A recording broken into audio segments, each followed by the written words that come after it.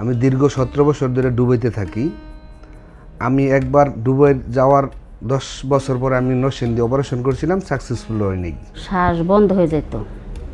তখন আমি ভাবছি যে কি অবস্থা, এরকম কেন, কি কারণে। সহপাঠীরা বলতো তুই বাইরে গেছো, অথচ রুম কিন্তু আমার, তারপরেও বলতো তুই বাইরে গেছো। কি করতাম না, কো কো করে ডাক পারতাম, আজকা তাবাস করে বসে পড়তাম। আমি ডবল টিকিট কাটি না, সিঙ্গেল টিকিট কেটে আপনার এখানে সিধা আমি বাসায় যাই না, আমার বাসা নরসিংদী। বাসায় যাই না, সিধা আপনার এখানে আসছি। আসার পরে আপনি যেই সাজেশন দিয়েছেন, আলহামদুলিল্লাহ এই সাজেশন মোতাবেক আমি অপারেশন করছি। এখন 1 মাস ধরে ঘুমাই যে কোনো ইয়ে পাই না, যে তানি আমার পাশে আছে কি না, পাই না।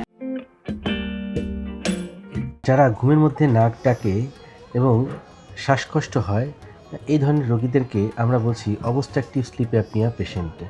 এই ধরনের রোগে আক্রান্ত রোগীদের নিজেদের যেমন কষ্ট হয়, ঠিক তেমনি তার চাইতে বেশি কষ্ট হয় তার পাশে যিনি থাকছেন, তার সাথে যিনি ঘুমাচ্ছেন, তার পাশে যিনি জীবন অতিবাহিত করছেন। এবং সবচেয়ে বেশি কষ্ট পায় হাজব্যান্ড হলে ওয়াইফ, ওয়াইফ হলে হাজব্যান্ড। অর্থাৎ ওয়াইফের যদি অবস্ট্রাকটিভ স্লিপ অ্যাপনিয়া থাকে, সেক্ষেত্রে হাজব্যান্ডের কষ্টের শেষ থাকে না।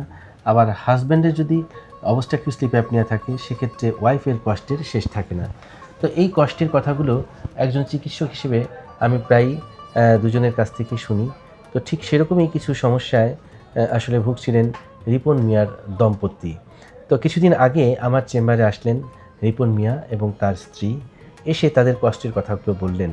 কিন্তু আসলে বাংলাদেশের পার্সপেক্টে স্বামী স্ত্রীর সম্পর্কটা অনেকটা এতটাই গভীর যে স্ত্রীরা স্বামীদের এই যে নাক ডাকার সমস্যা, এগুলোর থেকে যতই কষ্ট হোক সেটাকে কিন্তু আসলে মেনে নেন এবং ওই স্বামীর জন্য কিন্তু দোয়া করেন, এবং কীভাবে স্বামী স্বাভাবিকভাবে ঘুমাতে পারেন, শ্বাসকষ্টটা যাতে কমে যায় সেই ব্যবস্থা করার জন্যই কিন্তু তাদের প্রচেষ্টা থাকে। ভাবির কাছ থেকে একটু জানতে চাই যে এই যে চিকিৎসার আগে তার মধ্যে আপনি কি কি কষ্ট খেয়াল করেছেন, রাতের পর রাত যে জেগেছেন, আপনার অভিজ্ঞতাটা একটু আমাদের সঙ্গে শেয়ার করবেন।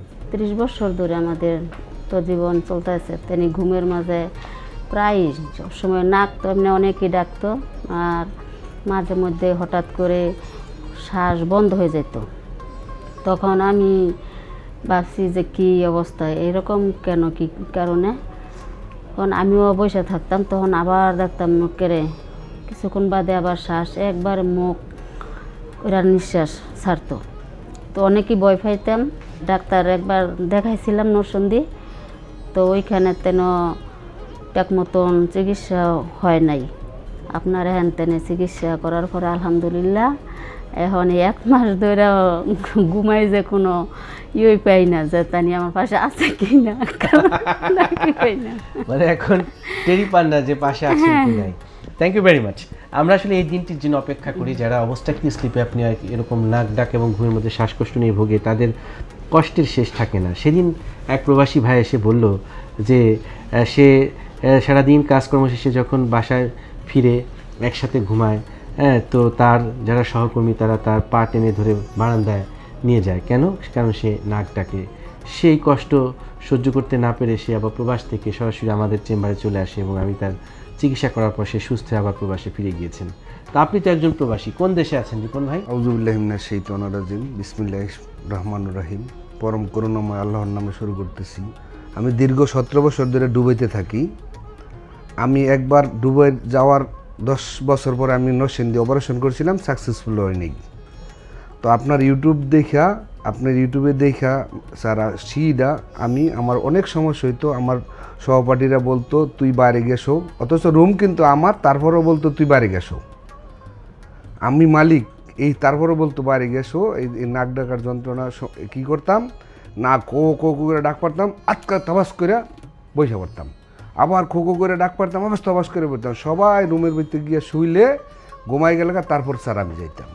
আচ্ছা, নেক্সট যখন নাকি আপনার আমার ভিডিও পাইছি, আমি মোবাইল দেখতেছি ভিডিও পাইছি, তখন আমি নিয়ত করছি যে আপনার এখানে আমি সিধা আপনার এখানে আসবো। আমি কোথাও যাবো, যদি মরেও যাই তো আপনার হাতে মরে যাবো। আপনার কথাবার্তা, ল্যাঙ্গুয়েজ, যে ভাষা, আপনার যে এই ব্যবহার আমি মুগ্ধ হয়ে গেছি। তারপরে আমি সিধা এয়ারপোর্টে টিকিট কাটছি। আমি ডবল টিকিট কাটি না, সিঙ্গেল টিকিট কেটে আপনার এখানে সিধা আমি বাসায় যাই না, আমার বাসা নরসিংদী। বাসায় যাই না, সিধা আপনার এখানে আসছি। আসার পরে আপনি যেই সাজেশন দিয়েছেন, আলহামদুলিল্লাহ এই সাজেশন মোতাবেক আমি অপারেশন করছি।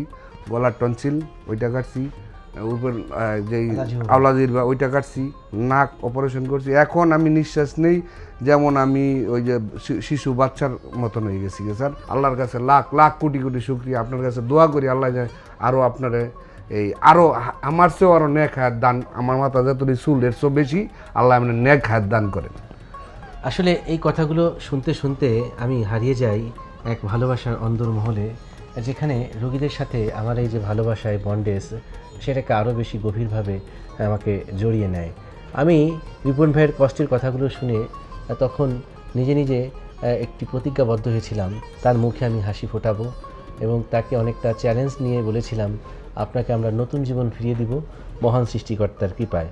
সব কিছুর মালিক সেই পরম করুণাময় সৃষ্টিকর্তা, তিনি আমার হাতে সেই দক্ষতা দিয়েছেন এবং আমার হাত দিয়ে তাকে নতুন একটি জীবন উপহার দিয়েছেন। এটির জন্য আমি সৃষ্টিকর্তার কাছে কৃতজ্ঞ আপনার কাছে।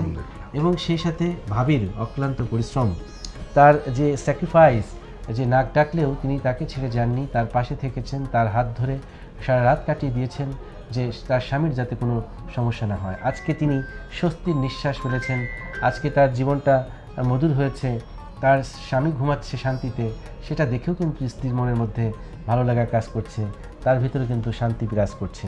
এবং এই দিনটির জন্যই আমি অপেক্ষা করছিলাম যে কবে তিনি এসে বলেন যে স্যার আমি এখন ভালো আছি।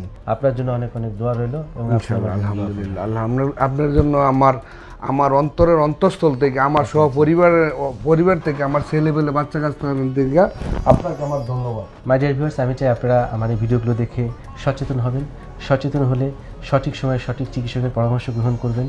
এবং একটি সুখবর দিই, বাংলাদেশে এখন বিভিন্ন জেলা পর্যায়ে কিন্তু উপজেলা পর্যায়ে কিন্তু ইএনটি কনসালটেন্ট রয়েছে। আপনারা আপনার নিকটস্থ একজন নাক কান গলা রোগ বিশেষজ্ঞ চিকিৎসকের পরামর্শ গ্রহণ করবেন। ভালো থাকবেন, সুস্থ থাকবেন এবং শরীরের প্রতি যত্নশীল হবেন। Take care.